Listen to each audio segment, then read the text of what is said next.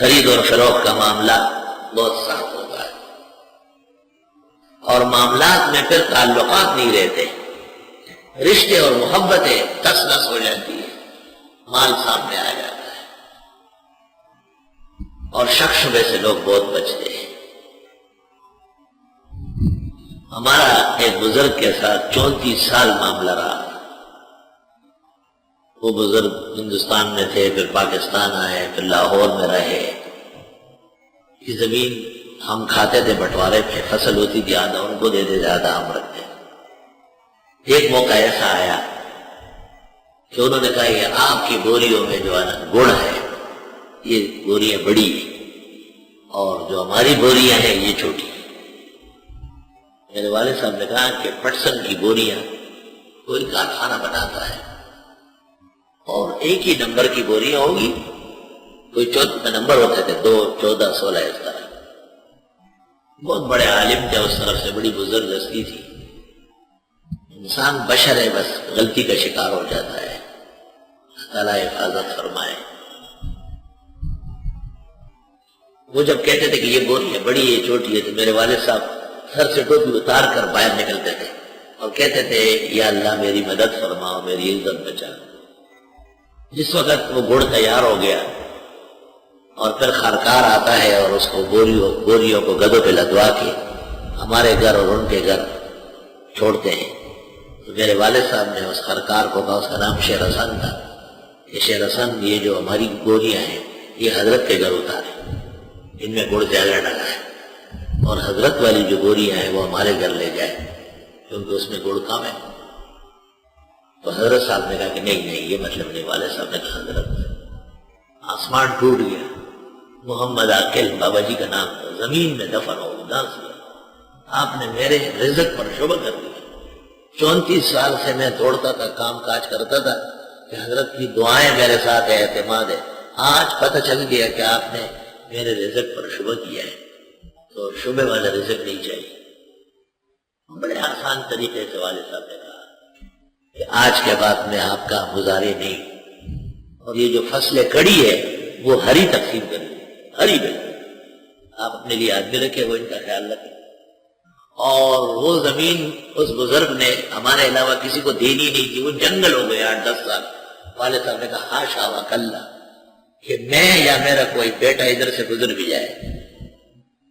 اور اس تمام اختلاف کے باوجود جب وہ بزرگ ہمارے محلے میں آتے، والد صاحب کو پتہ چلتا، تو میرے والد صاحب جوتا پہنے بغیر باہر جاتے اور فرماتے اچھے دن گزرے، اور بزرگ ہستی ہے، ہاشا وکلا کہ ان کے مقام میں فرق آنے لگے۔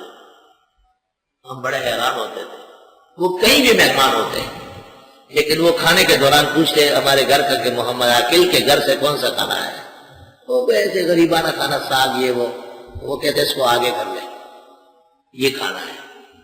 اور جب تک میرے والد صاحب موجود نہیں ہوتے مجلس میں، وہ بات شروع نہیں کرتے، کہتے پہلے وہ آ جائے۔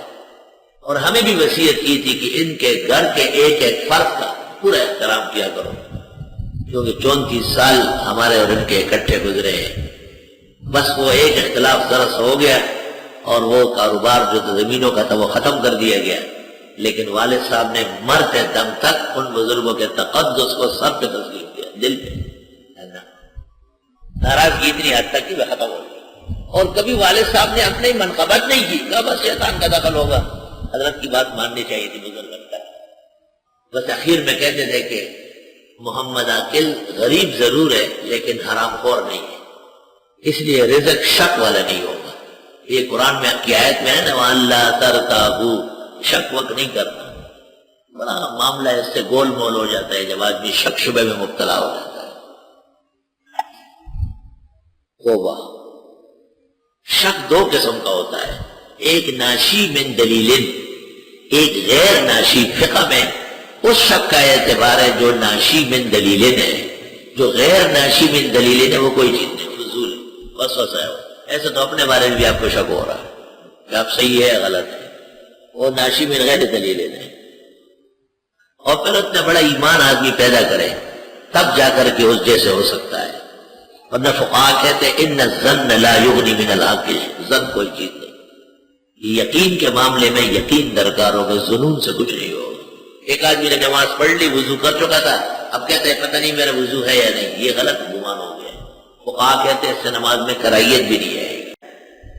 لا الہ الا اللہ۔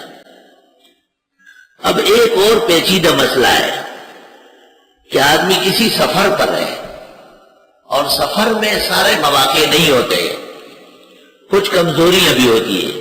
وَإِن كُنتُمْ عَلَى سَفَرٍ، اور اگر ہوں تم سفر پر، وَلَمْ تَجِدُوا كَاتِبًا، نہیں پایا لکھنے والا، فَرِحَانٌ مَقْبُوضَةٌ، بس گروی قبضہ کرانی ہوگی، گروی قبضہ کرانی ہوگی۔ ایک چیز ہم خرید رہے ہیں، اس کے پیسے بعد میں دینے ہیں، لیکن لکھنے وکھنے کا کوئی حساب کتاب جو گزشتہ آیات میں وہ پورا نہیں ہو رہا ہے، چلو میں اعتماد میں آپ کو یہ سونا دیتا ہوں، یہ آپ رکھ لیں، اور جب آپ کی رقم میں ادا کر لوں گا تو یہ واپس لے لوں گا۔ اس کو رہن کہتے ہیں۔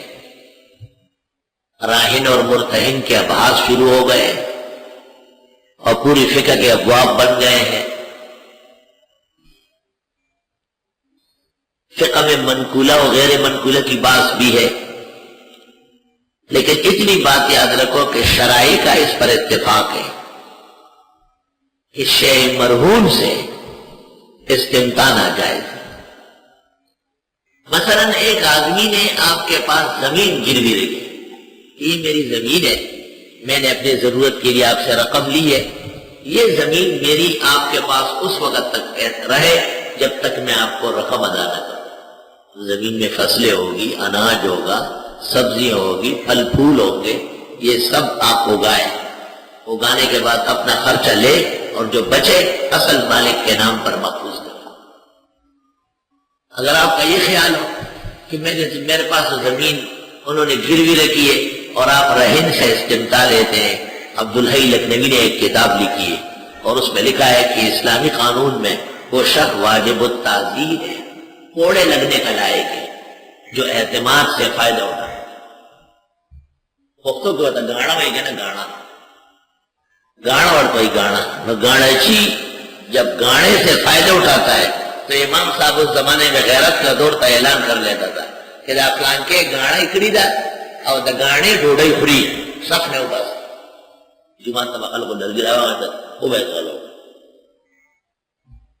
اور اس کو للکار کہتے ہیں کہ اگر کوئی مر گیا تمہیں جنازے میں نہیں آنے دیں گے، اور اگر تمہارے یہاں میت ہوگی ہم بھی نہیں آئیں گے۔ تم کیوں شریعت کے خلاف کرتے ہو؟ لا الہ الا اللہ۔ اور اگر ہو تم سفر پر اور نہیں پائے لکھنے والا، پس گروی رکھنی ہوگی قبض کرا کے۔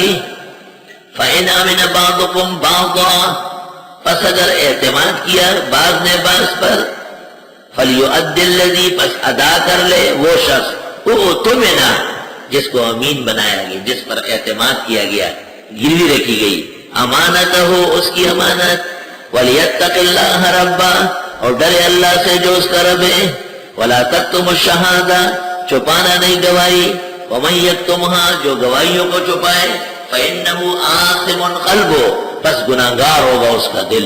ویسے تو انسان گناہگار ہے، لیکن مال چوری کرنے میں فرماتے ہیں، گواہیاں چھپانے میں، کہ معصیت کا حملہ دل پر ہو جائے۔